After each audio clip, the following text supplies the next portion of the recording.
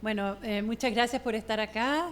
Estoy muy contenta de venir por primera vez acá a la casa de la Fundación. Conocía el trabajo que hacen, pero estoy muy feliz de que me hayan invitado.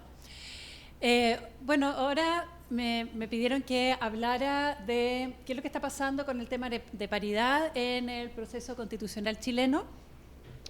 Y si quieren, después hacerme preguntas más sobre otros temas de derechos de las mujeres relacionados con la Constitución también puede ser. Pero este tema en realidad es bien fascinante y en la segunda parte lo que voy a decir nos va a meter como de lleno un poco a la idea de los derechos de las mujeres también.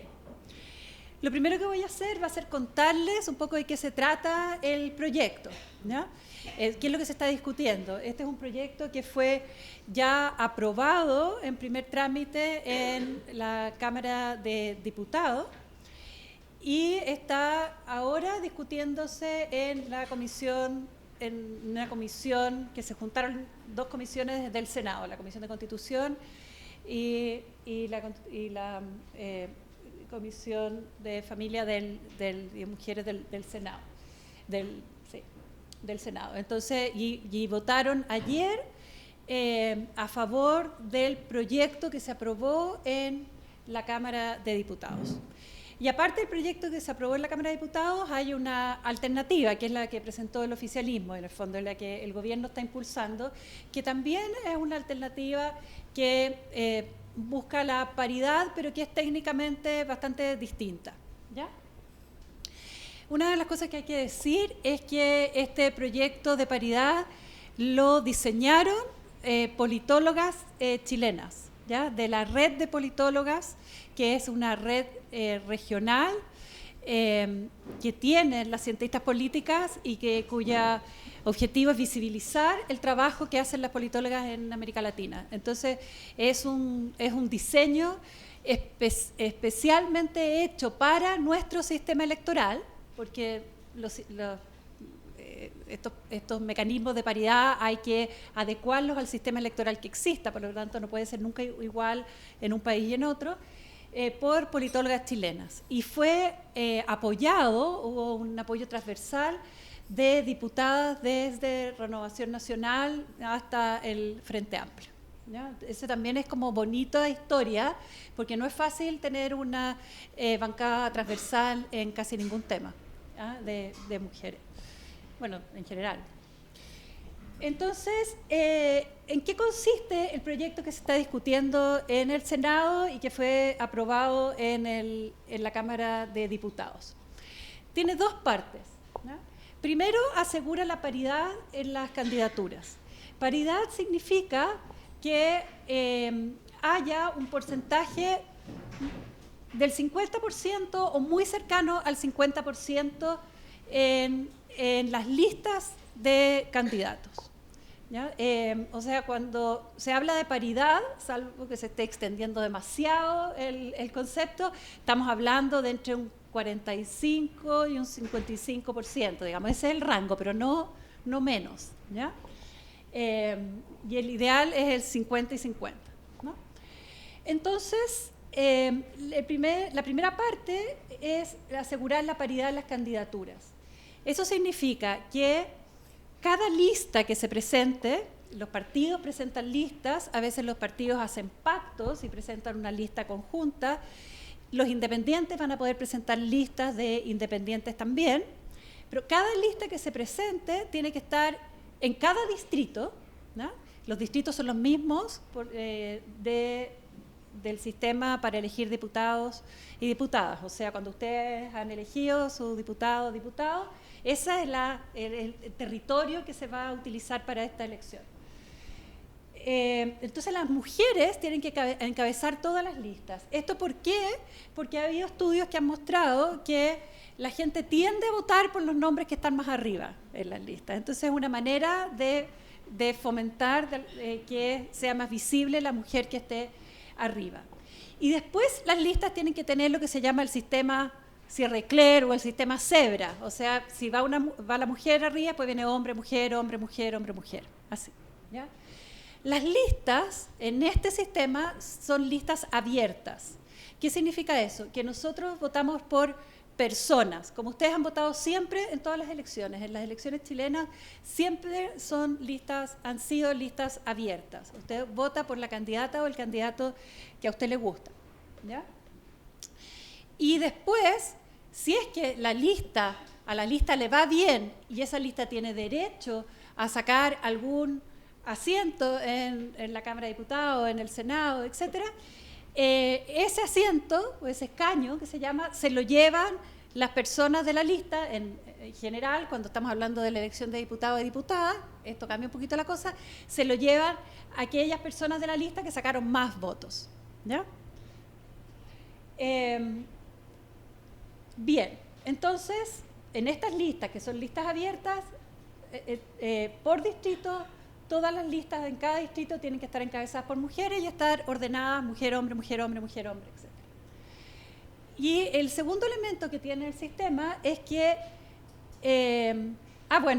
lo otro, perdón, esto es parte del primer elemento, es que quedó determinado en la ley que los distritos que eligen un número par de representantes, por ejemplo, 4 o 6 u 8, tienen que tener mitad de hombres y mitad de mujeres. Tienen que salir elegidos mitad de hombres y mitad de mujeres. Pero hay distritos que son más chiquititos y que eligen 3 o 5, por ejemplo. Hay también unos más grandes que eligen 7, o sea, números impares. Y en ese caso la regla es que tienen que elegir un número equilibrado. Si son de 3, puede ser 2 hombres y una mujer, o 2 mujeres y un hombre. Si son 5, así, ¿ya? 3 mujeres y 2 hombres, o 3 hombres y 2 mujeres. Eso está en la ley. La segunda parte es lo que se llama la asignación paritaria de escaños. Y esto es lo que ha sido más cuestionado, ¿no? La asignación paritaria de escaños significa que, les voy a explicar, este es un sistema electoral proporcional. ¿Qué significa eso? Que toda la gente va a votar, miran las papeletas, las listas que se presentaron, ya sean las listas de partido o las listas de independientes, ¿ya? Vota por la persona que le guste, de la lista que le guste, y lo que se hace cuando se conocen los resultados es sumar cuánto sacó cada lista, ¿ya? O sea, los votos son de la lista, ¿ya? Y eso es muy importante, y eso es así tanto en el sistema que tenemos ahora para elegir diputados y diputadas y senadoras y senadores, como va a ser para la Convención Constituyente. O sea, pónganse en la cabeza que los votos son para la lista sin perjuicio de que uno haya votado por una persona. La diferencia es que en los casos de las elecciones normales, cuando se determine, uno dice, ya, tengo la lista 1, la lista 2 y la lista 3. La lista 1 arrasó, por ejemplo, pero la lista 1 puede arrasar porque a muchos de sus miembros le haya ido bien y tienen como repartido, ¿no es cierto?, los votos dentro de esa lista, o porque a uno le fue increíble, ¿no es cierto?, y todos los demás tienen súper poquito. ¿Se fijan? Pero lo importante es la suma por lista, ¿ya? Bien. Acá también lo importante es la suma por lista, ¿ya? El sistema proporcional normal, que funciona para diputados, diputadas y senadores y todo, lo que hace es sumar cuánto sacó cada lista y después se hace una operación matemática y se distribuyen, o sea, se le pone un número según la votación que haya tenido cada persona dentro de una lista, y ahí se sabe en el fondo cuántos escaños puede sacar cada lista, ¿ya? O sea, las listas que les fue mejor van a poder elegir más escaños o asientos, las listas que les fue peor van a poder elegir menos. Pero además se va a saber, por ejemplo, que la lista 1 puede elegir 2 escaños, la lista 2 puede elegir 1 y la lista 3 puede elegir 3, por ejemplo, ¿ya? Y en el sistema normal para diputados y diputadas, esas 2 que saca la lista 1 va a ser para los 2 más votados, el que saca la lista 2 va así, para los más votados en cada lista. Sin embargo, pasa que, y por eso se llama sistema proporcional, que por ejemplo alguien de la lista 1 le haya ido increíble, haya sacado más votación que nadie, pero como los demás de su lista no sacaron nada, su lista sacó poquito total y por lo tanto no va a tener derecho a ser elegida, no va a tener derecho a elegir, o va a tener derecho, ¿se fijan? Esa lista no va a alcanzar el número suficiente de votos para que salga alguien elegido, ¿no es cierto? Y entonces lo que pasa en el sistema electoral actual, y no está mal que pase eso, yo les voy a explicar por qué, es que hay veces que gente que saca más votos de una lista no sale elegido, sino que sale elegido una persona que sacó menos votos de otra lista, pero porque esa lista fue más votada en general. Y por eso yo les decía, tengan presente que los votos son de la lista. ¿Se fijan? ¿Se entiende? ¿Por qué les estoy explicando todo esto? Porque una de las cosas que se le critica al mecanismo de paridad es que dicen no se están respetando la voluntad de las personas porque la gente que tiene más votos no está saliendo elegida, necesariamente, digamos, ¿ya? Pero en el sistema que tenemos ahora actualmente tampoco sale elegida la gente que tiene más votos. Y eso es por una decisión política que hay detrás del diseño del sistema y que no es, a mi juicio, una mala decisión, y además este es un sistema proporcional muy parecido o igual a que existe en muchas partes, porque lo que se quiere es priorizar, en el fondo, las ideas, ¿no es cierto? Está bien que usted vote por una persona de una lista, pero eso significa que usted votó por las ideas que encarna esa persona también. Y lo que queremos es que queden bien reflejadas todas las opiniones que hay en la sociedad en materia de ideas. Entonces, nos importa más la cantidad de votos que saque una lista a que haya alguien muy popular. ¿Se entiende? Esa es la idea. Entonces, en el sistema proporcional común y corriente, que es el que se usa para diputados, senadores, etcétera, también sucede, y por eso se critica esto de que salga alguien arrastrado, ¿no es cierto? Alguien que lo arrastraron, porque hubo alguien de su lista que sacó millones de votos y Florcita Motúa o no sé quién sacó la nada misma, pero lo arrastraron, ¿cierto? Salió beneficiado por su lista. ¿Se entiende? Bien. Bien, entonces, en materia de paridad, volvamos atrás, la gente va a votar por una lista, va a votar por la persona que quiera, pero va a mirar las listas, van a estar encabezadas por una mujer, así que a lo mejor se tienta más por votar por la primera persona, ¿no es cierto?, por la mujer, y después se van a contabilizar los votos, se va a ver a qué lista le fue mejor, y cuando se sepa cuántos escaños tiene derecho a elegir cada lista, ahí va a haber una asignación paritaria de escaños. Y ahí, entonces, en vez de asignarse, esta es la diferencia que se hace en el proceso, en vez de asignarse a las personas más votadas de esa lista tiene derecho a elegir dos, a esas dos personas más votadas, se va a elegir, si esa lista tiene derecho a elegir dos, a la persona más votada, que por ejemplo puede ser un hombre, y después a la mujer más votada. O a la persona más votada, que por ejemplo puede ser una mujer, y después al hombre más votado. Si salen votados, si sacan más votos, dos hombres, por ejemplo, y tienen derecho a elegir dos, va a salir elegido el hombre con más votos, se va a perder el segundo, y va a salir la mujer con más votos. Si salen elegidas dos mujeres arriba, va a pasar lo mismo. Va a salir la mujer con más votos, y después se va a perder la segunda y el hombre con más votos. Eso es lo que pasó en el Colegio de Abogados, por ejemplo. En el Colegio de Abogados, que hicimos una campaña tremenda para que hubiera paridad en la elección de los consejeros del Colegio de Abogados, hicimos una campaña tan eficiente, las mujeres abogadas, que arrasaron las mujeres. Y tuvimos que entregar 2 puestos a hombres, ¿se fijan?,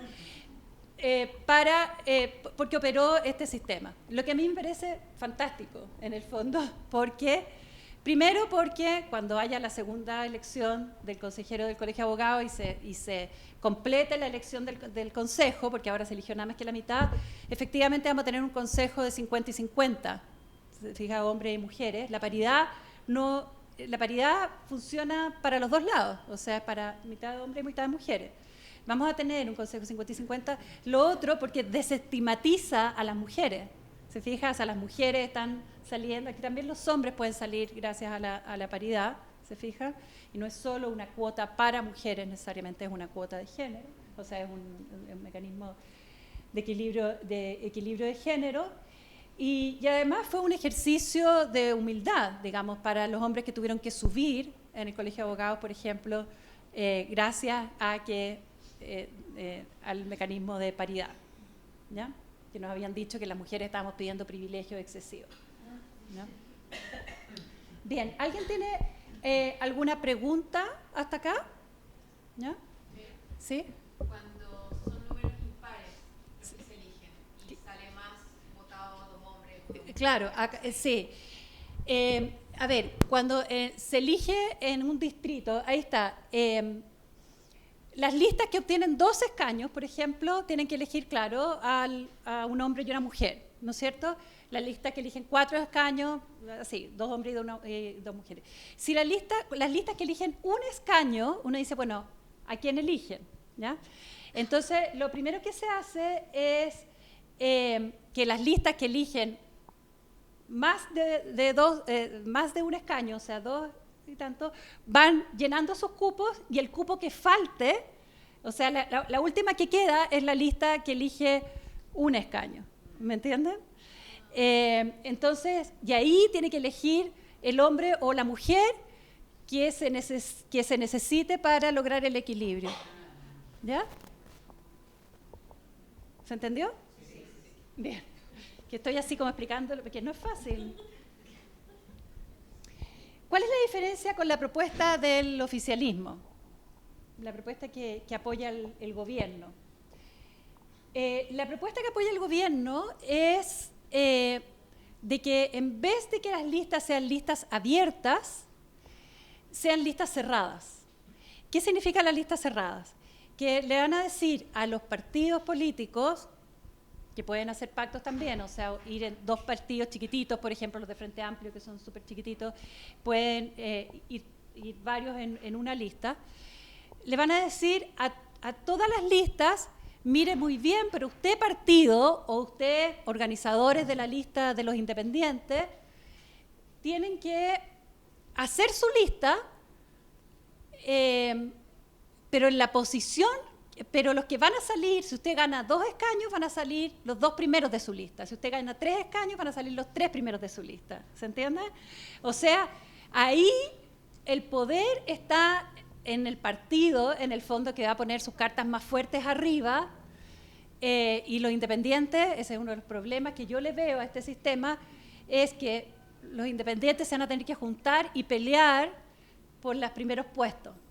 Entonces es un desincentivo, es una barrera de acceso, digamos, para los independientes. A mí eso me preocupa. Ahora, sistemas de listas cerradas son tan democráticos de alguna manera como los otros, solo que a ver, en el sentido general, existen en muchos países, no es un invento del gobierno, prioriza mucho más la idea, lo programático por sobre las personas, ¿cierto? Dicen, bueno, da lo mismo quién sea, o más bien confían en los partidos en que van a elegir a la mejor gente. Es como para situaciones de política más consolidada, en que la gente tiene un poquito más de fe en los partidos, ¿no es cierto? Y que la gente no va a criticar a los partidos mucho por elegir a quienes ponen arriba y a quienes ponen abajo. ¿Se entiende?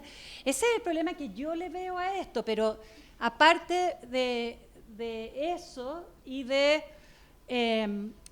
que realmente perjudica mucho la posibilidad de organizarse de los independientes, porque antes los independientes podían armar una lista y le dijeron, bueno, que gane el más mejor, digamos, dentro de nuestra lista, ¿no es cierto? En cambio ahora no, ellos tienen que decidir antes cuáles son sus cartas. Entonces imagínense una lista de varias organizaciones sociales. Hay que ser como súper generoso para decir, ya, vayan ustedes y no nosotros en los primeros puestos, ¿ya? Entonces, lo que propone el gobierno es que las listas sean cerradas, armadas y que salgan elegidas las personas de arriba, básicamente, según cuántos escaños gane cada lista, con mandato de posición. Eso sí que tienen que estar alternados hombres y mujeres, hombres y mujeres, hombres y mujeres. Aquí no dicen que tienen que estar encabezadas por mujeres.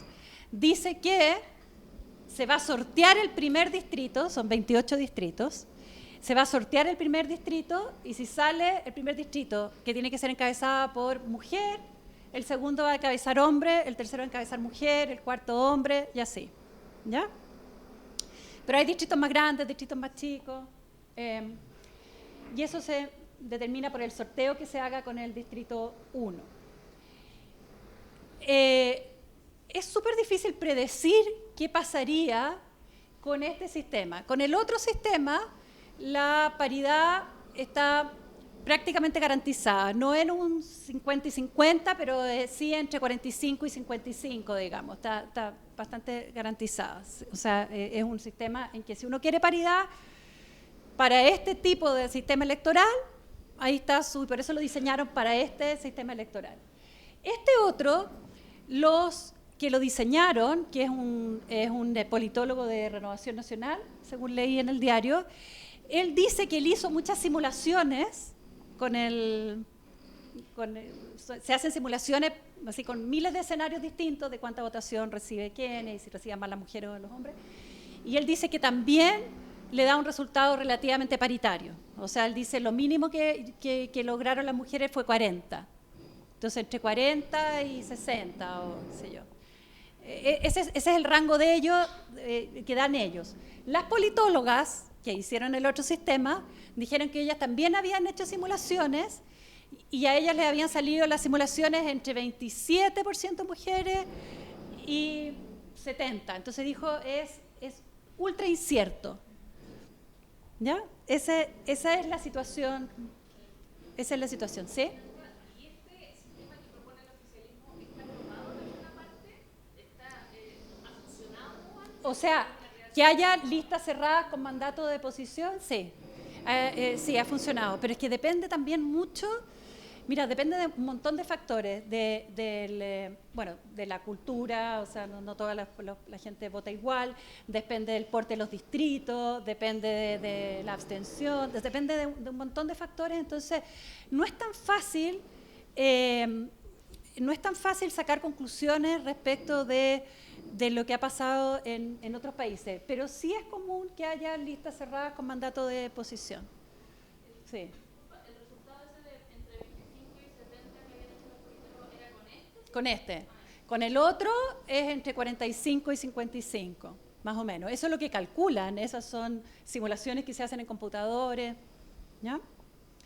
Bueno, eso, ahora, lo que yo quiero decir, porque ahora están defendiendo, yo soy de las que más ha defendido el primer sistema, porque me encanta que las politólogas chilenas lo hayan diseñado, y además cada pregunta que yo tenía me las contestaban y eran así como, las encuentro bien sólidas. Entonces yo personalmente me gusta más el otro sistema, encuentro que es más seguro, digamos, y además encuentro que este es como más extremo, si se ve, porque el gobierno presentó diciendo porque así no se metía la mano en la urna, en el sentido de que no se cambiaba la voluntad de las personas que habían votado por una persona y que después le ponen otra. Pero aquí básicamente lo que pasa es que se traspasa la decisión a que pasa antes, se traspasa a los partidos o a quien organiza las listas. ¿Se fijan? Entonces, claro, es quizás más fuerte cuando la persona ya puso su voto y después se le dice, mira, los escaños se distribuyen paritariamente, pero a mí me parece que este es más extremo todavía porque el otro, de alguna manera, equilibra la votación programática por lista y la libertad de las personas por votar, porque igual va a salir la mujer y el hombre más votado. ¿Me entienden? O sea, yo lo veo desde ese lado. Pero bueno, cada una y uno de ustedes se tiene que hacer su propia opinión. Esta es como la introducción y ustedes pueden seguir leyendo sobre esto. ¿No? Sí. ¿Cuál es el proyecto que está avanzando ya? ¿Cómo que avanzó el primero? El primero. Este lo presentó lo presentó el oficialismo en el Senado, y se van a discutir los dos juntos en el fondo, ¿ya? Pero después, claro, si el Senado cambia y toma una decisión distinta a la de la Cámara de Diputados, tiene que volver a la Cámara de Diputados y la Cámara de Diputados tiene que aprobar lo que hace el Senado. Si no aprueba lo que hace el Senado, va a lo que se llama una comisión mixta, que son comisiones que funcionan de senadores y diputados que se tratan de poner de acuerdo. ¿Fijan? ¿Y ahí le pueden hacer modificaciones? Sí, se pueden hacer modificaciones. Lo que pasa es que no es tan fácil hacerle modificaciones. Por eso, el problema que estamos ahora, que ustedes leyeron las noticias ayer, es que las senadoras y senadores que les gusta el primer sistema no tienen suficientes votos todavía. No tienen votos para aprobar el primero. ¿Me entiendes? Quizás ahora con la encuesta CEP, en que salió tan baja el apoyo a los partidos y al gobierno, pero a los partidos salió 2%, 3%, no me acuerdo si 2 o 3%, ahí como que digan, es muy riesgoso este sistema, que es un sistema en que la gente puede sentir que se lo están imponiendo los partidos sus candidatos. O sea, este es el otro tema, es que en el fondo le está dando como mucho poder a los partidos aquí, ¿no? Que en una democracia sana, ojalá los partidos tuvieran mucho poder. Ojalá. O sea, no puede haber democracia sin partidos políticos, por lo menos como la conocemos. Pero ahora yo encuentro que es como riesgoso. Yo pensé que el gobierno iba a proponer un tercer sistema, que no me voy a meter para no enredar. ¿Ya? Bien. Les cuento un poquito y aquí empezamos como que les voy a llevar a algo un poquito más como de reflexión, ¿no? ¿Cómo nace la idea de la paridad? Es bien bonito porque se venía impulsando desde, en realidad, el 80, es bien temprano, desde los 80, pero sobre todo se impulsó en los 90, mucho la idea de las cuotas para mujeres, ¿no? ¿Por qué? Porque ya la subrepresentación de las mujeres en todos los cuerpos electorales era espantosa, o sea, muy baja. En la década de los 90 no pasaba el 20% para nada, estaba en el 12, en el 15, por ahí, en general, digamos, y depende de los países y de las regiones, ¿no? Entonces, una municipalidad decidió hacer su elección, para las elecciones municipales decidió poner cuotas electorales para mujeres, ¿ya? Y hubo unos partidos que dijeron que esto era inconstitucional y lo llevaron al Consejo Constitucional francés. Y el Consejo Constitucional francés declaró que las cuotas eran inconstitucionales. ¿Y por qué dijo que eran inconstitucionales? Y esto es interesante porque de alguna manera aquí también se ha dado este argumento. Dijo porque sería darle un privilegio a las mujeres como y estas eran cuotas, no cuotas de resultados, estas eran cuotas en las candidaturas, ¿ya? Otra cosa que se me olvidó decirles antes, nosotros tenemos cuotas para la elección de diputados y senadoras. Tenemos cuotas ahora, pero cuotas solo en las candidaturas. Y tampoco por distrito, sino que son cuotas nacionales. Le dicen a los partidos, ustedes, los candidatos que ustedes presenten a nivel nacional, no pueden ser, no puede ningún sexo tener menos de 40 o más de 60, pero a nivel nacional, ¿ya? ¿Y qué pasó con eso? Pasó que los partidos políticos, bueno, y no se dejaba inscribir las candidaturas, ese otro elemento súper importante de los sistemas electorales. Cuando uno quiere meter este tipo de mecanismo, tiene que haber un castigo si es que los partidos no lo cumplen. Hay veces en que el castigo es multa y los partidos prefieren pagar la multa. En Francia ha pasado eso, por ejemplo, ya les voy a contar cómo evolucionó el sistema francés, pero el sistema francés no ha logrado llegar a una paridad porque los partidos prefieren pagar la multa a poner mujeres, ¿ya? Pero esto ha pasado en todos los países, o sea, si no hay mecanismos de castigo, bueno, en Chile hay un mecanismo de castigo que es súper efectivo, que es que no los dejan inscribir las candidaturas, ninguna candidatura, si es que no cumplen la cuota de género de 40 y 60, para cualquiera de los dos lados. Pero lo que hacen los partidos es poner a las mujeres en distritos en los que ellos saben que no van a ganar. O sea, en vez de capacitar mujeres y de visibilizar a sus mujeres y de apoyar a las candidatas, las ponen en los distritos donde saben que no van a ganar. Y de hecho, de los 28 distritos, hay 8 en que no hay ninguna mujer de representante, ¿ya? Lo otro es que la ley electoral da beneficios monetarios, da incentivos monetarios a los partidos para, tanto con las mujeres que salen elegidas como para las candidatas mujeres, etcétera, sus gastos electorales. Pero así todo, los partidos le dieron 40% más de plata a los candidatos hombres. Esto es un estudio de la lupa electoral de Espacio Público, a los candidatos hombres que a las candidatas mujeres. Los hombres obtuvieron 3 veces más acceso al crédito que las candidatas mujeres también, ¿ya? Entonces, y cuando las politólogas diseñan esto, ellas saben que estas cosas son así, ¿me entienden? Entonces, se están poniendo como en todas las situaciones. En Bolivia, por ejemplo, y en otros países en que se exigía poner estas listas cebra, hombre-mujer, qué sé yo, ponían, por ejemplo, candidatas y le ponían, qué sé yo, que se llamaba Jesús, no sé cuánto, y decía que era mujer, y después decía, no, es hombre. O sea, entonces los bolivianos le decían los candidatos trans, que no son candidatos trans, sino que en el fondo era como un juego político. Entonces, y eso, hay como un montón de experiencia acumulada de que hay resistencia de los partidos a esto, ¿ya? Bueno, perdónenla haber vuelto para atrás, pero me parecía como interesante. Bueno, entonces el Consejo Constitucional francés declaró la inconstitucionalidad de la ley de cuotas porque dijo que se le estaba dando un privilegio a las mujeres por el hecho de tener asegurado y se le estaba quitando libertad a los partidos políticos y por el hecho de tener que obligarlos a poner un 40% de mujeres en las listas, en las candidaturas, ¿no?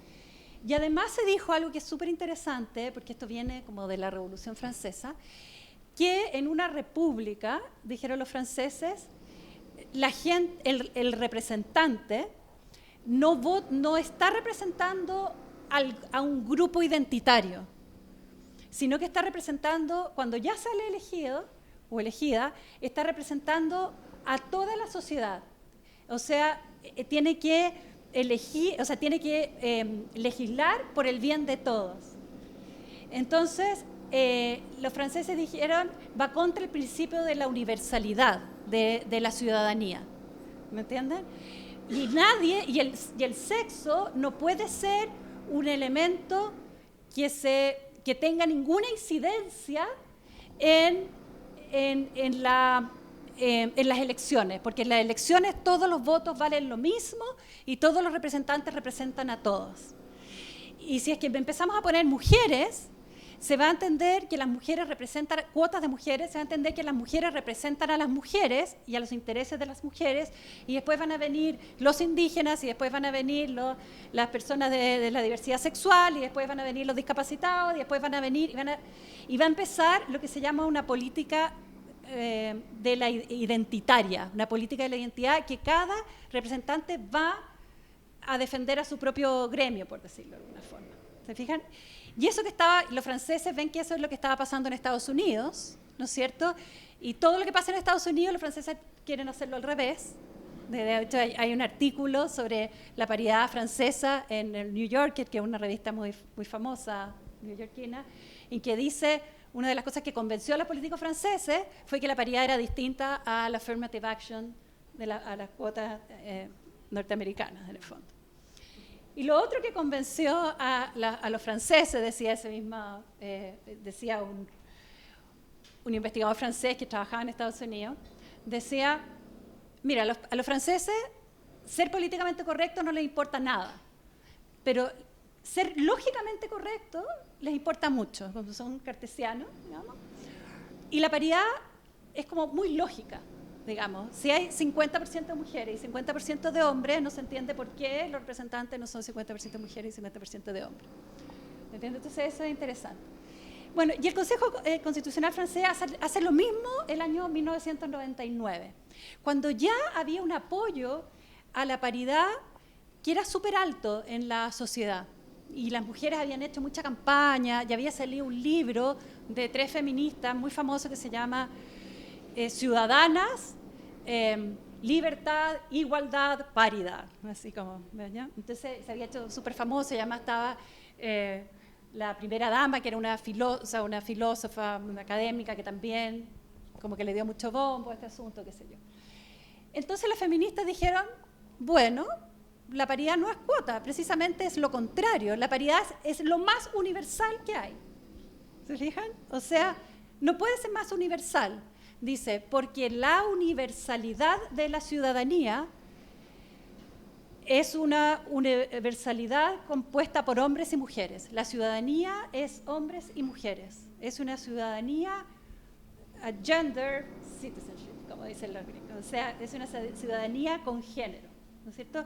Entonces, lo razonable y lo justo, algo pasó, digamos, algo salió mal en la idea de representación, si es que cuando la implementamos, en su idea universal de representación, si cuando la implementamos resultaron elegidos puros hombres. Entonces lo interesante que tiene ese argumento de la paridad, basada en la idea de lo universal, este es el universo que tenemos, fíjense, está compuesto de hombres y mujeres, es que, si ustedes se fijan, pone el acento, es decir, bueno, entonces, ¿qué pasó? Si el universo son hombres y mujeres por mitad, ¿qué pasó? Entonces pone el acento como en las barreras estructurales que enfrentan las mujeres para salir elegidas. ¿Se fijan? En vez de poner el acento en te están beneficiando, es un privilegio, ¿por qué las mujeres tienen que tener estos privilegios? Que van a salir los que menos méritos, que van a salir... que es todo el enredo que se arma con las cuotas. ¿Se fijan? Entonces las francesas como que se bypasearon todas las objeciones a las cuotas. ¿Se entiende? Aún así hubo que reformar la Constitución francesa, porque ya el Consejo había dicho 2 veces, entonces dijeron, bueno, vamos a reformar la Constitución, y pusieron una cláusula en que como que hacía que la paridad fuera más tragable, en el fondo. No pusieron paridad, pero pusieron que las mujeres tenían que tener real representación, algo así. ¿Ya? Bien. Bueno, esto es todo lo que les dije. Entonces, en Francia la paridad se construye sobre la idea de la universalidad de la ciudadanía y de la representación. Y eso es bien importante también, porque lo que dijeron las feministas, dijeron, y además nunca hemos dicho que las mujeres representan a las mujeres. Las mujeres somos diversas. ¿Me entiendes? Las mujeres somos muy diversas, los hombres son muy diversos, y elíjanos a nosotros, que somos la mitad, y las mujeres van a votar, o sea, y las mujeres votantes van a votar por hombres y mujeres, y los hombres van a votar por hombres y mujeres, y las mujeres representantes van a representar a todos, van a seguir ejerciendo la representación tal como se concibe desde la idea de la República, digamos, después de la Revolución. ¿Se entiende? Entonces, como que hicieron suyo toda la historia y todo el discurso de la universalidad y la representación. Entonces, la paridad se trata como de liberar la idea de la universalidad, de esto que es esta universalidad tan abstracta en el fondo, y hacerla simplemente decir, bueno, hagamos la universalidad pero real, ¿no? Bien, ahora, como en Chile tenemos cuotas, y en Chile incluso la ley que introdujo una modificación a la ley electoral y que introdujo las cuotas de género, pasó, esto no se sabe mucho, pero pasó por el Tribunal Constitucional. Y milagro, el Tribunal Constitucional chileno consideró que era constitucional. O sea, dejó, porque lo llevaron parlamentarios de Chile Vamos, diciendo que era inconstitucional porque violaba el derecho a la igualdad. No solo llevaron eso, lo llevaron también por otros motivos, digamos, por la cantidad por el dibujo de los distritos nuevos lo llevaron, pero aprovecharon de también impugnar el tema de las cuotas, ¿no? Y el Tribunal Constitucional declaró constitucional las cuotas. Entonces nosotros tenemos el precedente contrario al del Consejo Constitucional francés. ¿Se fijan? Entonces en Chile los argumentos que se dan por la paridad no distinguen mucho entre cuota y paridad. ¿Se fijan? De De hecho, incluso hay feministas que hablan de cuota y paridad como si la paridad fuera solo una cuota del 50%, que también lo es, ¿no es cierto? Pero lo que a mí me parece interesante de la paridad, en el fondo, es esto otro, es salirse de la lógica de las cuotas. Y la lógica de las cuotas es una lógica que yo la considero muy defendible, pero que me parece que todavía es incompleta. Y es en el fondo la siguiente. La lógica de las cuotas son lo que se llama una acción afirmativa, esa es un término que inventaron los norteamericanos, pero en el derecho internacional de los derechos humanos no le quisieron llamar acciones afirmativas, les voy a explicar por qué, sino que se llaman medidas especiales temporales. Las cuotas son, por definición, como se han ido definiendo, temporales, no son permanentes, ¿ya? Y de hecho, en nuestra ley electoral, estas cuotas que hay en las candidaturas a nivel nacional de 40 y 60 duran hasta el año 2024. O sea, después del año 2024 se supone que ya no va a haber esa obligación de paridad en las candidaturas. Entonces, las cuotas primero son medidas especiales, eso significa que son para lograr un objetivo especial, lograr que haya mujeres en el Congreso, por ejemplo, o que entren mujeres a las carreras de ingeniería, por ejemplo, ¿no? Y que son temporales. Y su objetivo es una herramienta para acelerar el logro de objetivos específicos, especialmente en materia de política, de escaños, de lugares donde hay pocos puestos y que les cuesta a las mujeres llegar. Directorios, parlamentos, puestos laborales y puestos educacionales, ¿ya? Pero siempre son como herramientas cuando dice, bueno, cuando todas las demás medidas no le han resultado, entonces el derecho internacional de los derechos humanos dice, cuando todas las demás medidas menos invasivas no le han resultado, usted puede tomar una medida especial temporal, por ejemplo las cuotas, hay muchas otras, para acelerar el logro de la igualdad real, de que las mujeres lleguen. Cuando la gente se haya acostumbrado, dice la historia, de ver a las mujeres allá arriba, usted puede sacar la cuota. ¿Me entiende? Pero son herramientas para ayudar a ese objetivo, no son una concepción distinta de la ciudadanía. ¿Se entiende? De lo universal. Por eso yo defiendo un poco este otro relato. Pero en Chile en realidad no hemos necesitado hacer esta diferenciación como tuvieron que hacerle a los franceses. Entonces, sin embargo, yo encuentro que en las conversaciones normales de sobremesa, la mayoría dice, oye, pero si somos el 51%, entonces ¿por qué no? Digamos, o sea, igual la idea como del argumento universal está, ¿no? También se puede haber un lote de argumentos, o sea, el hecho de decir, bueno, la Constitución, o sea, los tratados internacionales y la Constitución y qué sé yo, dice que yo tengo derechos políticos y el derecho político es a votar y a ser representante, a presentarme, a tener acceso para ser representante. Y no me pueden decir que yo tengo derechos políticos si solo existe en el papel, ¿no es cierto? Entonces hay también el uso de bueno, garantíceme el derecho político que yo ya tengo. También se puede ir por ese lado. También se puede ir por el lado de decir, mire, la igualdad no significa una igualdad ciega, de que en teoría todos tenemos los mismos derechos, sino que la verdadera igualdad que protege los tratados internacionales y que protege la Constitución son la igualdad real, la igualdad sustantiva.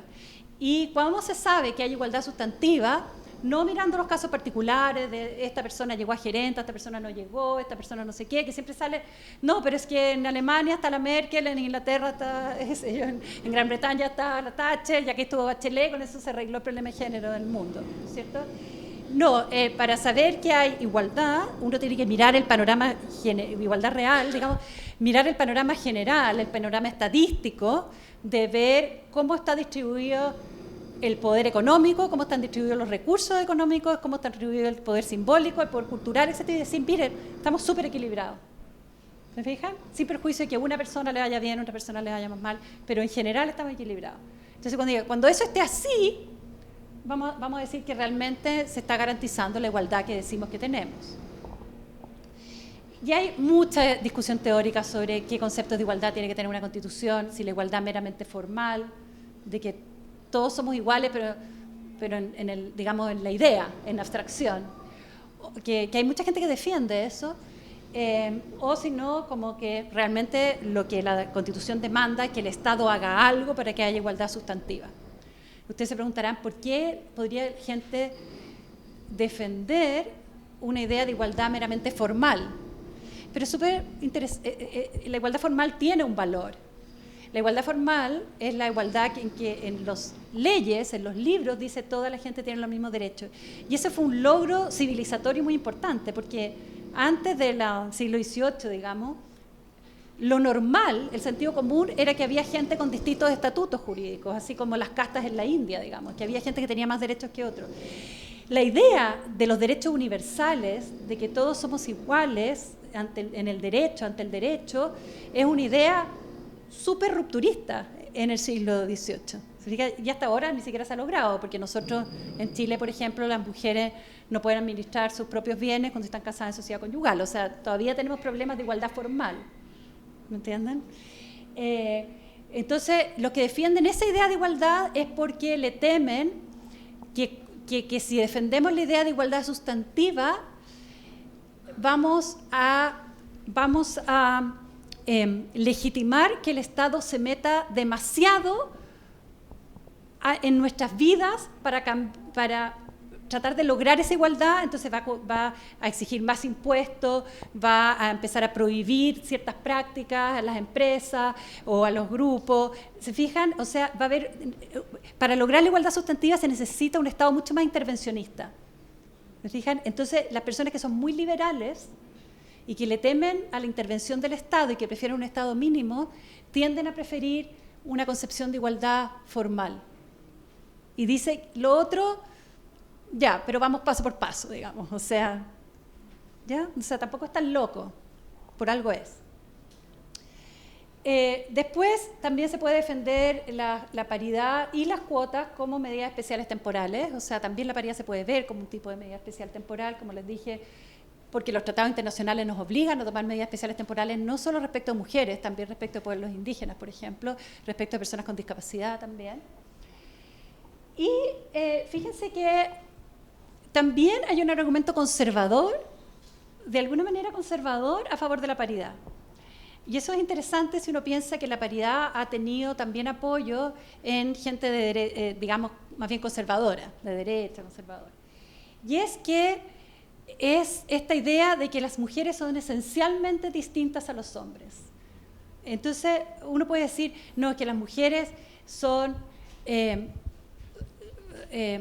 no es que se hayan dedicado al cuidado y por eso hayan aprendido de cuidado, sino que las mujeres son esencialmente cuidadoras, las mujeres son esencialmente más pacíficas, las mujeres son esencialmente menos corruptas, las mujeres... Y necesitamos que los valores morales de las mujeres estén presentes en nuestra Constitución. Eso se llama... hay una rama del feminismo que no es necesariamente conservadora, pero hay una rama del feminismo que el feminismo más radical la critica, que se llama el feminismo la diferencia, pero que también hay conservadores que toman esta idea de la diferencia, de que las mujeres y los hombres son totalmente distintos y que por lo tanto tiene que estar presente todo aquello que representa lo femenino. ¿Se fijan? Bueno, eso se critica porque se dice no me esencialicen a las mujeres somos todas distintas, vemos mujeres buenas madres, malas madres, que quieren ser madres, que no quieren ser madres, que son peleadoras, que son corruptas, que no sé, y otras que no, ¿me entiendes? Y hay hombres que pueden ser muy buenos cuidadores, etcétera, etcétera. O sea, no petrifique, por favor, los estereotipos, ¿ya? Y además, para las personas de la diversidad sexual, tampoco les gusta mucho esta cosa de que para el mundo esté dividido como en hombres y mujeres, así... Porque, ¿qué significa eso? Porque cuando uno dice el mundo está dividido por hombres y mujeres, y las mujeres y los hombres son distintos, no solo están diciendo son distintos físicamente, están diciendo son distintos en todo, en sus roles, en lo que se espera que se haga de ellos, en a quién tienen que amar, a quién pueden amar y a quién no, ¿se fijan? Entonces, para la diversidad sexual, pareciera como que los hiciera desaparecer a veces en muchos aspectos. Esta idea ¿cierto?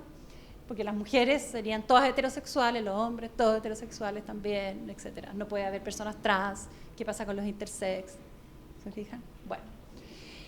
Ahora, uno puede tomar un argumento que es más o menos en esa línea, pero que no es esencialista, y decir, las mujeres y los hombres somos todos distintos. Hay de todos los colores, de todos los portes, de todos los pesos, de todos los caracteres, etc.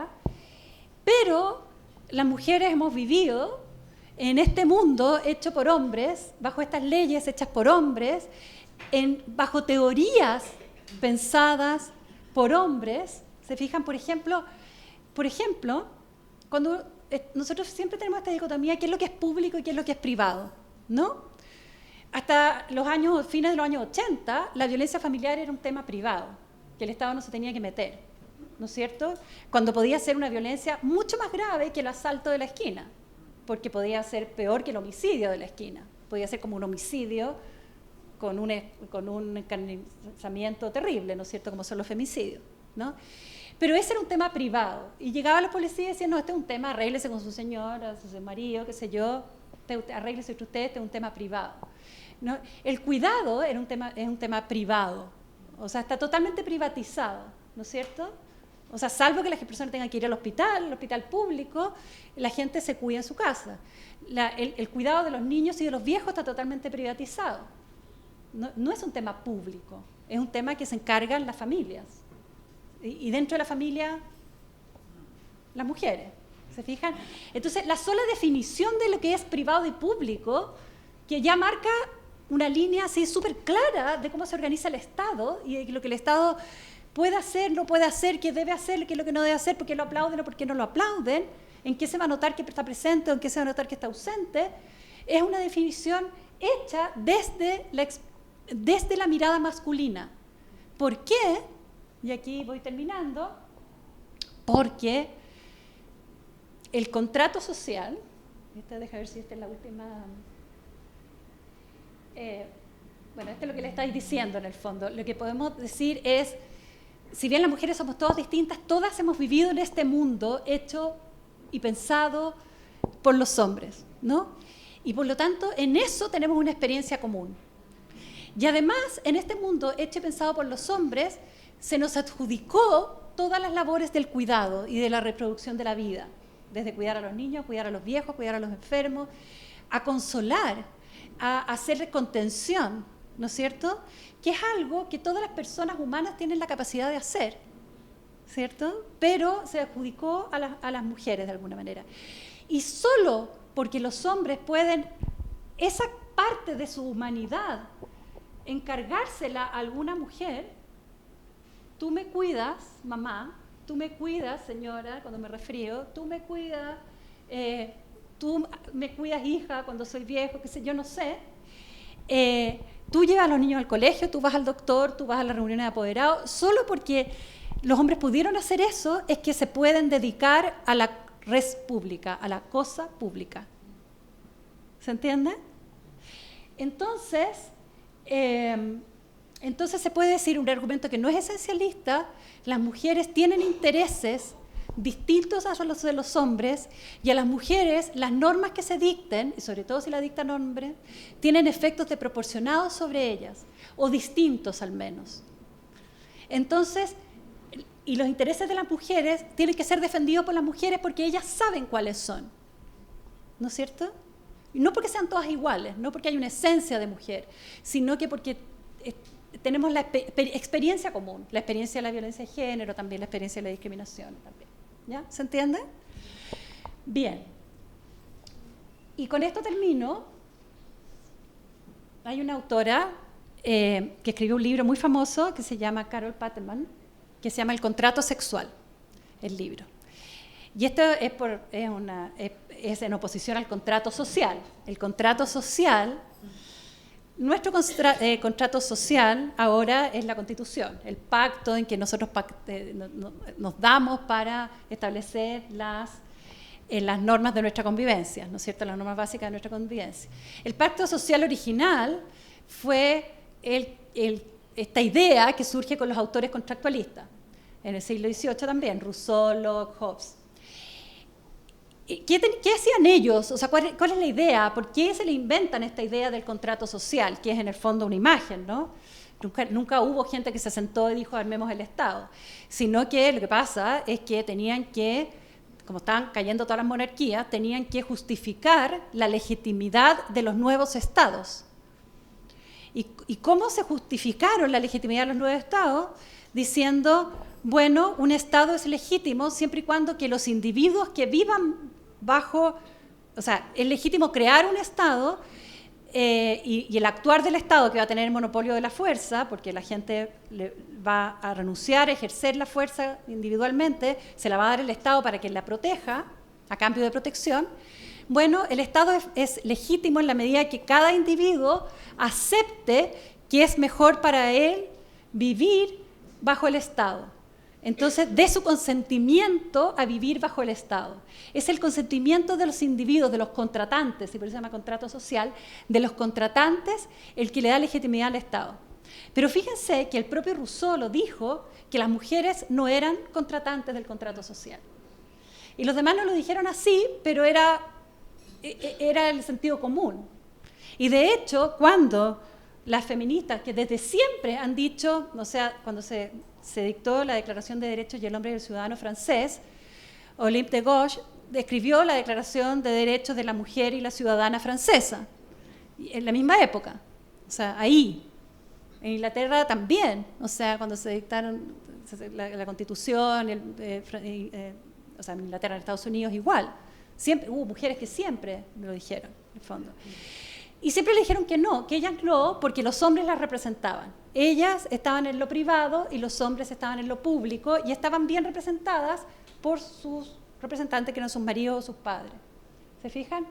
Entonces, con lo que yo estaba diciendo, el contrato social solo puede existir porque existe el contrato sexual. Lo público solo puede existir porque existe lo privado tal como lo conocemos. Entonces, lo interesante de la paridad es que si uno trae a las mujeres al mundo del contrato social, todo cambia. Va a cambiar probablemente el contenido, probablemente nos vamos a preocupar de otros temas. Yo cada vez que iba a cabildos de mujeres, siempre sale la violencia contra las mujeres, por ejemplo. Y uno dice, ¿por qué nunca los constitucionalistas han entendido que la violencia contra las mujeres es un acto contra la autonomía personal? El derecho a la autonomía personal existe, pero la autonomía personal nunca se ha entendido que la violencia contra las mujeres sea un atentado contra la autonomía personal. Ahora se está entendiendo, digamos, y la Constitución de Sudáfrica lo pone. ¿Se fijan? Del año 96. ¿Se fijan? Entonces todo va a cambiar. Va a cambiar nuestro contrato social y nuestro contrato sexual. Bueno, esto no es que vaya a cambiar, o sea, nos gustaría que cambiara. ¿Ya? Bueno, eso es. Y lo último que voy a decir, porque se me pasé, pero terriblemente en el tiempo, pero lo último que les voy a decir es una cosa que escuché súper bonita, que una vez me explicó una profesora también sobre una autora que hablaba de paridad. Dice, como en nuestro mundo patriarcal, de alguna manera, lo masculino está muy valorado. O sea, no es que solo haya una dicotomía hombre-mujer, y que sean como los dos polos de una recta, ¿no? Los dos, sino que esa dicotomía está jerarquizada. O sea, todo lo que es femenino está devaluado, y por eso el trabajo de la mujer, a pesar de que sea tan difícil y todos los trabajos que sean asociados al cuidado se pagan menos, y si uno empieza, no vamos a hacer ejercicio acá, pero si usted empieza a decir características asociadas a lo masculino y características asociadas a lo femenino, yo lo hago en clase, y empiezan a decir, bueno, todas las características asociadas a lo masculino, ser objetivo, ser racional, ser qué sé yo, fuerte, ser esto, qué sé yo, y después las características asociadas a lo femenino, ser acogedora, ser esto, ¿no? Cuando uno dice, sí, nos parece, a mí me gusta ser acogedora, hacer todo lo demás, está bien, pero cuando uno dice en lo público, ¿qué es lo que se valora? Cuando se ponen avisos en el diario para ciertos trabajos, la descripción del perfil para los gerentes, o qué sé yo, cuando se dice que un presidente tiene que ser, ¿no es cierto? Son todas características masculinas, ¿se fijan? Entonces, unas teóricas de la paridad son fantásticas, dicen, es el cuerpo, es la presencia masculina la que lleva el poder por solo estar. Entonces dice, la paridad es necesaria porque cuando hay muchos hombres juntos, se satura el espacio de poder. Y cuando hay muchas mujeres juntas, se satura el espacio de falta de poder. Entonces, cuando uno tiene mezclado exactamente 50 y 50, tú quedas como desconcertado y no sabes si ese es un lugar de poder o es un lugar de no poder. Entonces ahí es más fácil que fluya, porque ahora la gente no quiere salir de sus lugares de poder. ¿Se fijan? Y por eso se dice que cuando las mujeres entran a la política, donde la política está desprestigiada, porque ya no es el lugar de poder es la economía, el mercado. ¿Entiendes? Ese es el núcleo duro, ¿no? Entonces es muy linda esta idea de que fluya el poder, que con la paridad nadie va a querer estar en un lado y no en el otro, sino que van a querer estar en los dos. Entonces la paridad también es para la casa, para los... ¿no? Ya, listo. Disculpen que me demoré tanto.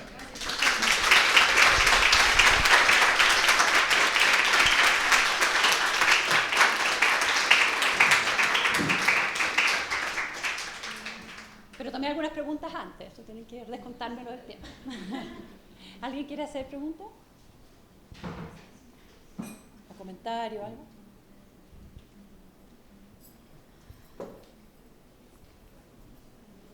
Yo tengo una pregunta, no sé si es como de la alumna porra. Eso es lo más femenino que hay. Yo le prohíbo a mis estudiantes mujeres decir eso. Y tú deberías saberlo. No alcanzo a entender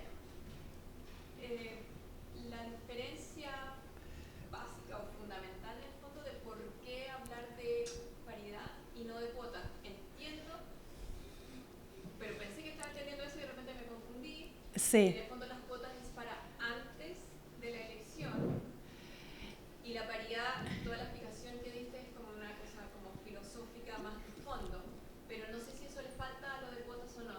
Bueno, no, lo que pasa es que yo también me puedo haber confundido, porque la cuota, si ustedes piensan la cuota, o sea, la paridad es una cuota del 50%, o sea, si uno la ve, es lo mismo. Y por eso mucha gente habla de paridad de cuota como si fueran la paridad una cuota más grande nomás.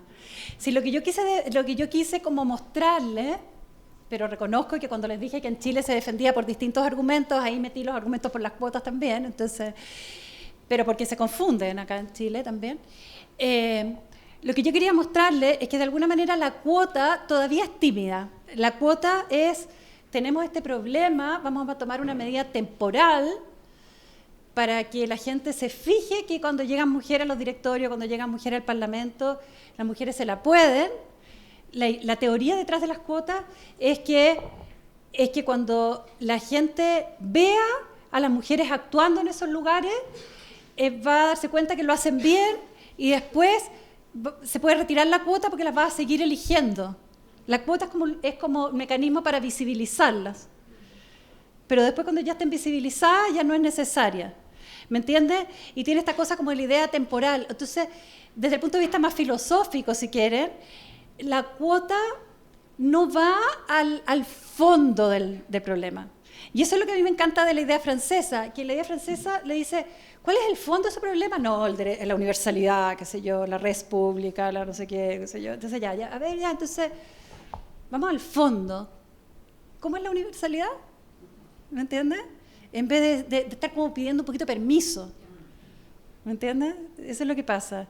Y las cuotas, además, ¿saben por qué el derecho internacional de los derechos humanos no quiso decir las acciones afirmativas, que es mucho más fácil que medidas especiales temporales? Porque las cuotas, porque acciones afirmativas viene del derecho de Estados Unidos. El derecho de Estados Unidos empezó con las acciones afirmativas para las personas negras.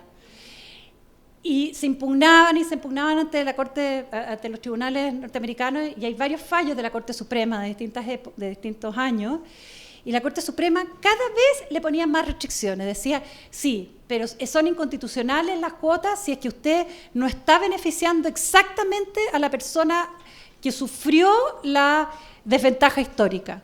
¿Me entiende? Porque en Estados Unidos lo que hicieron fue decir que justificar las cuotas como una compensación a la injusticia histórica contra la esclavitud.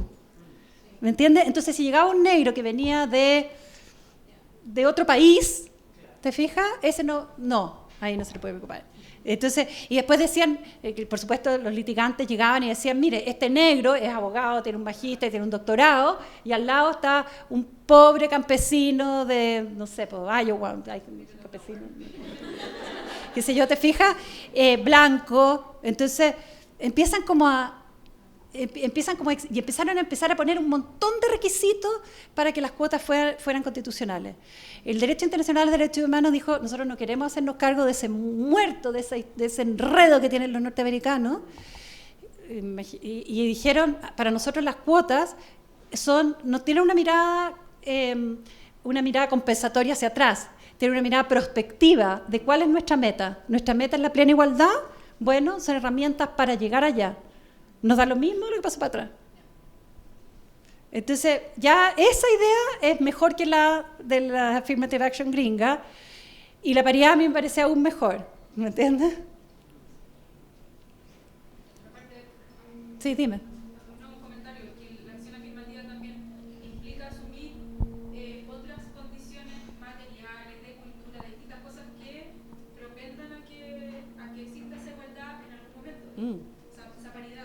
Claro. Entonces se presume un montón de cosas que pueden perfectamente no darse con fuerza. Claro.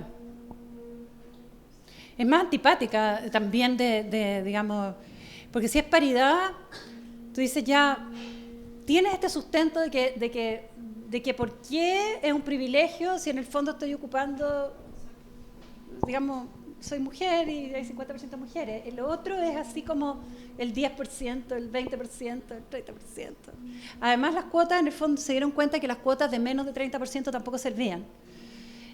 Porque hay unos estudios que dicen que menos de 30% de mujeres en un lugar quedan totalmente aisladas normalmente. O sea, y que solo a partir del 30% la gente empieza a decir, ya, son bien distintas todas estas, digamos. Entonces voy a empezar a hablar, a separar, identificar que son distintas. Si no hablan de las mujeres son, y como que refuerzan el estereotipo. ¿Cómo se integra en estas ideas a las personas que no se identifican con un género determinado? Bueno, fíjate que es el gran desafío del tema paritario. Es el gran desafío. O sea, es una respuesta que la teoría de la paridad no da bien. ¿Te fijas? O sea, la única respuesta, pero es una respuesta que no es tan buena, es decir, no critiques la paridad por eso, porque en el sistema alternativo de no paridad, tú todavía tienes que votar según tu registro, digamos, de carnet. Entonces, no es que sea peor, ¿me entiendes? Pero esa no es una defensa demasiado buena, digamos.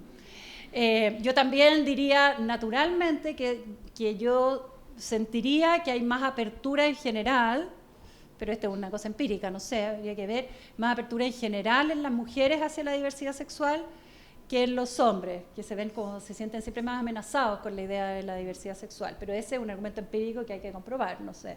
Yo tengo la sensación de que es así, pero no.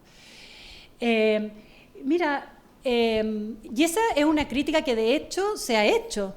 O sea, se ha hecho por teoría más queer o qué sé yo, a la paridad. Y además no solo eso, sino que se dice... se critica que hay una obsesión con que el tema de género sea tan importante y no sea más importante el tema más de clase, por ejemplo. ¿Te fijas? O sea, que en el fondo está como más en la estructura, digamos, de la diferenciación. Entonces, no da demasiado... Y de hecho han salido, yo me he fijado por Twitter, ciertos comentarios de... dirigentes de diversidad sexual que yo sé que no quieren hacer olas y que incluso están celebrando de repente la paridad, pero que no les gusta esta idea de que se pueda ir el argumento de la paridad por una cosa un poquito más esencialista. Y en Francia pasó esto porque se estaba discutiendo la paridad junto con, además este era el año 99, entonces pasaba mucha agua bajo el río, se estaba discutiendo justo con una legislación que permitía, que era como la legislación de la UC, del Pacto de Unión Civil, en el fondo, era el equivalente. Entonces, los conservadores que estaban en contra de la paridad ocuparon los argumentos de, oigan, pero ¿para qué quieren el AUC si las mujeres y los hombres son los grandes, digamos, así es la paridad, hombres y mujeres, y lo están diciendo ustedes mismas, feministas, progres, en la discusión de la sala al lado, ¿me entienden?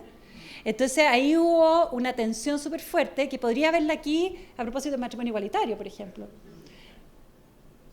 Nadie ha abierto la boca en eso, digamos, ¿te fijas? Pero, porque yo creo que aquí hay un poquito más de solidaridad, hay de todo, hay hartas tensiones también, pero un poquito más de solidaridad entre el activismo por los derechos de la mujer y el activismo por la diversidad sexual.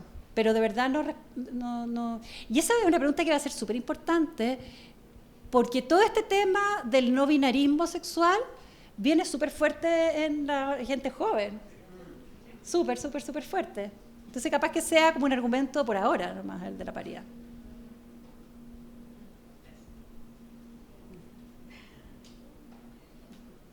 ¿Estamos? Ya. Bueno, muchas gracias.